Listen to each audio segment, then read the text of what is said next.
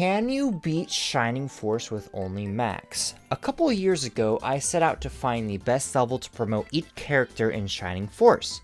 Today, I am taking on a much greater challenge, attempting to beat Dark Dragon as just Max, the player character. Because of the game's strategy roleplay influence, the game is built to have multiple party members at your disposal with different strengths and weaknesses. If you've seen my previously mentioned when to promote video, you'll know I believe Max is one of the worst units in the game. Not only will he become the main focus, but will also be playing the game completely against how it was meant to be. It might not even be possible. However, just like they say on my favorite show, Hollywood Stars and Celebrities, what do they know? Do they know things? Let's find out. Let's find out! We will send unto them only you. Rip and tear until it is done. After taking a nap during combat training, I ignore Lowe's investigations and get to work shoving the townsfolk into the gatekeepers. I manage to position the blonde in a spot that prevents the soldiers from auto-pathing to block my exit and commence the first battle, effectively skipping Tao, Ken, Hans, and Lowe. This is the first step in my journey. Unfortunately, upon completion of the first battle, the second will begin the moment I step out of the ruins. That normally wouldn't be an issue because the only penalty for losing a fight is losing gold, but since I won't be buying items of paying anybody to revive my allies, gold is next to worthless. Except, it's actually one of the most important things I'll need to pay attention to if I want to get past the first fights. It doesn't matter if I grind Max up to a high enough level to one-shot each character. Not only would that be a waste of time, but I only get a single attack each rotation. Fortunately, we can store as many wait a minute, that's right, you can only hold 4 items at a time! To get through the first battle, I will need to slowly level up on the friendly goblins, then head back to Guardiana, purchase some medical supplies, bully Blonde back into the gate, and then get to grinding once again. Upon reaching level 7, I complete the first battle of the game and leave the building, fighting my way back towards Guardiana. I witness a stabbing, a brony joins my team without my consent, who I immediately order to die. I also raid the king's pantry. Even though May is dead, her corpse is still useful for storing valuable potions, a key ingredient to becoming as powerful as possible. When a character levels up in Shining Force, there's an unexpected stat value the game pushes each character towards. In practice, if Max levels up, but doesn't gain any attack points, the next time he levels up, his chance of gaining attack will be higher, but the amount of attack points he will gain is also likely to be higher. Due to RNG, it prevents each character from having the same exact stat spread over each playthrough, making each battle slightly different in terms of damage. If I dump my power potions and defense potions into Max at the moment, the game will realize his stats are higher than they should be the next time he levels up, and I'm less likely to receive any bonuses to his points. Fortunately, when a character reaches level 20, they maintain all the natural leveling stats they were destined to get while maintaining potion bonuses. I will store these potions inside my little pony until the day Max's level gets maxed out. Unfortunately, the third battle proved to be extra difficult. The swarms of enemies made it very difficult to survive multiple turns, so I spent 4 hours committing genocide on the local giant bat population until I was strong enough to fight the horde of dwarves. Once I reached level 15 and had a high enough attack stat to one-shot anybody, I stabbed my way through horse butts and into the next town.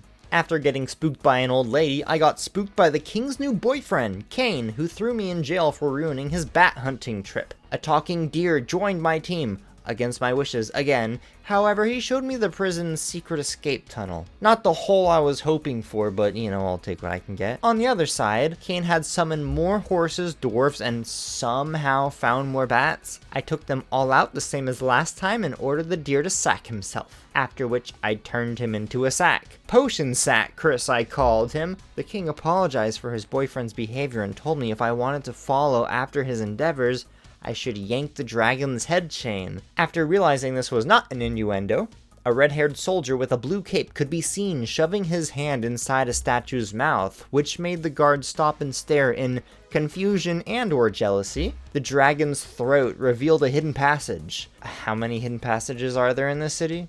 Well, I guess if there's multiple, then it's good if one gets discovered. Anyway, heading through this tunnel, I arrive at a town where the mayor is being a prude. Starting Chapter 2, I find and speak to the town mayor to grant me access to the next battle. I discover and cash in the speed ring, as I already have plenty of agility from the overleveling. After smacking some dwarves, bats, zombies, and mages, I end the next battle early as I no longer need any of these enemies' units' experience points. Inside the town of Marinara Sauce, I speak to Elsa and get access to the underground pit. Elsa attempted to join me, so I sent her to death. I also forgot to cure my poison, so I ended the first attempt of this particular battle early to heal myself. On my third try, I beat the skeleton, gaining the Orb of Light and snatching up one of the most important items for this challenge to work, the Power Ring. If you've played Shining Force before, you'll know that characters undergo a massive stat debuff upon promotion. Since it takes killing nearly 100 enemies to level up a single time at this point, I can't willy-nilly promote Max, leaving him severely underpowered to keep up his progress. For now, I need the tankiness that base Max can provide, at least until I can get out of Chapter 2. Following grabbing the Orb of Light and hallucinating a KKK member walking on water, I make my way to the circus and genocide some juggalos. After activating the Power Ring, Maxi Pad came in clutch with a double attack, one-shotting the marionette. This really ticked off one of their clown girls who committed arson to cope with her family dying, I guess. Making my way up north, walking fast, I run into my old buddy Dark Soul, whose name was just a tad on the nose. On my second attempt, I managed to defeat his platoon of Asmongols. Unfortunately, two birds wanted to join up with my clique, so I sent them to kill themselves as punishment. Chapter 3 begins, and I immediately check to see if I can get a long sword at this point in the game. No. This is where I get the brilliant strategy. If attacking an enemy unit only grants 1 experience points, meaning I need to commit 100 attacks for a level up, I can just unequip my weapon and consistently get way more XP off each enemy I kill. I enter the quarry, fists blazing. We hit level 20. I saved the game before promoting because I'm not sure if I'll be able to adequately raise Max's level against current enemies to serve well against the next couple chapters. Turns out the skeletons were giving substantially more experience points than before.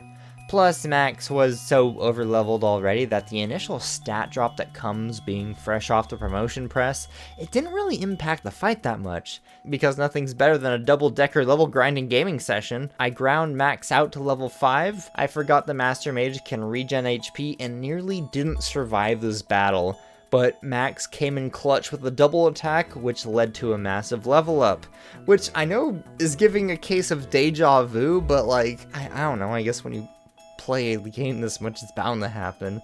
Anyways, I then proceed to ignore 2 of the most powerful characters in the game, Xylo and Kokichi, for in this playthrough, they have the cheese touch. I head towards the Laser Eye Bridge, but a bunch of angry campers stop me in the woods on the way there.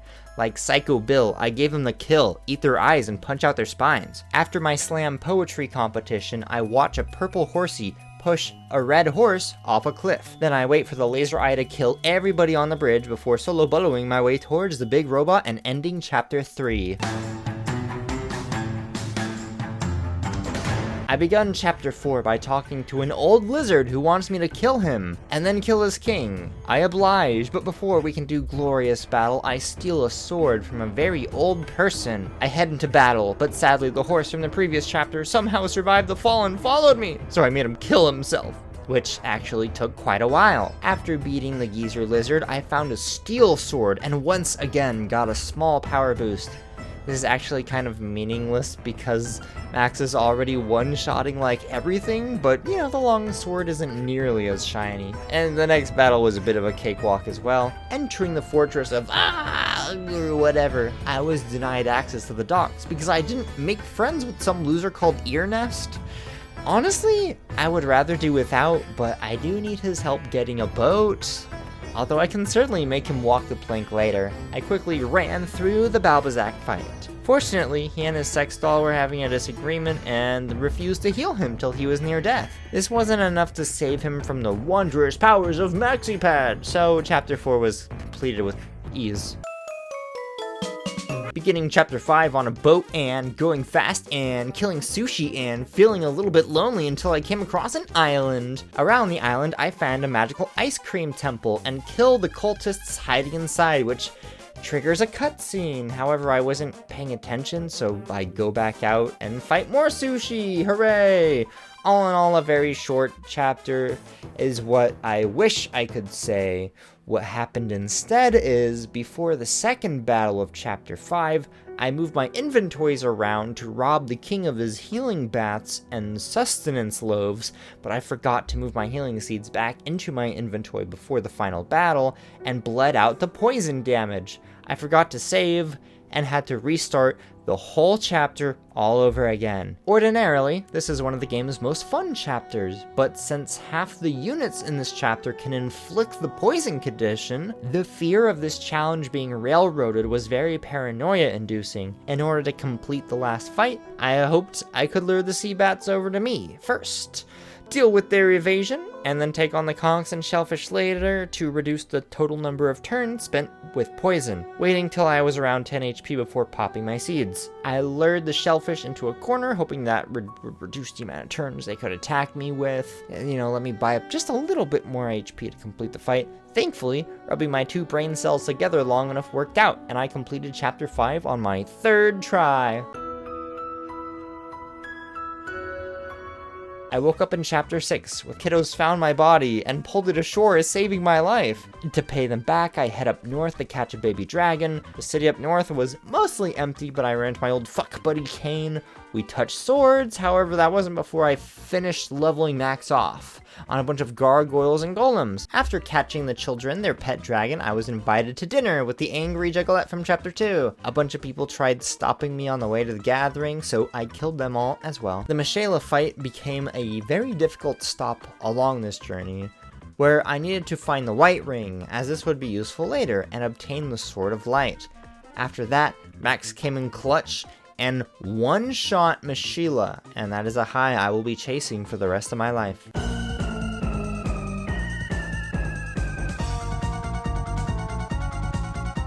Arriving in chapter 7, I promptly spoke to the king, who thought I was black and subsequently threw me in jail. Thankfully, a lost backpacker freed me and I was able to convince the king I was not, in fact, a woke black guy.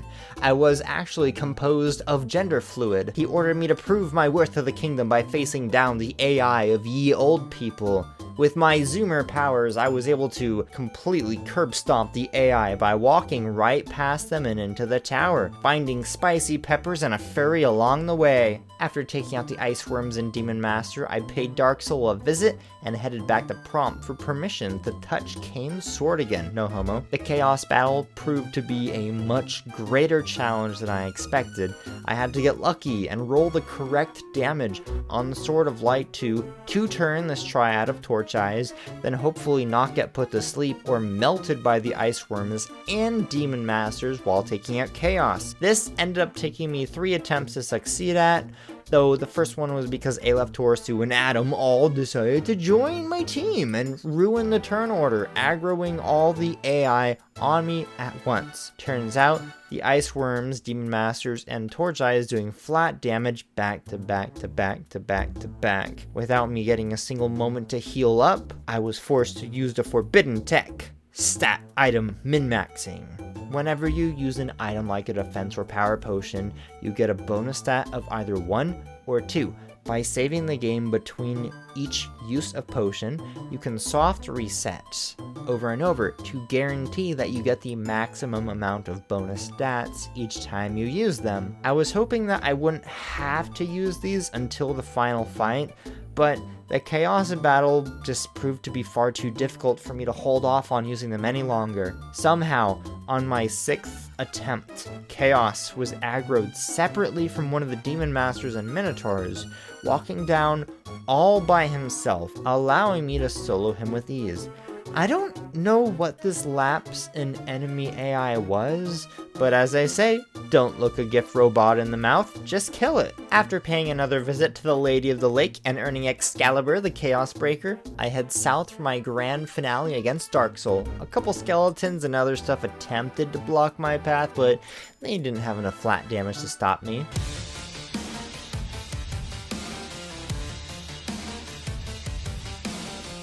Chapter 8 began with Dark Soul yapping in my face, which would have been fine if I weren't so burnt out on chasing him around the whole planet. I expected the first battle to be rather easy, aside from the skeletons and chimeras, that is. So I poured myself a martini and checked Romladu's chest for loot. Thankfully it was nothing useful.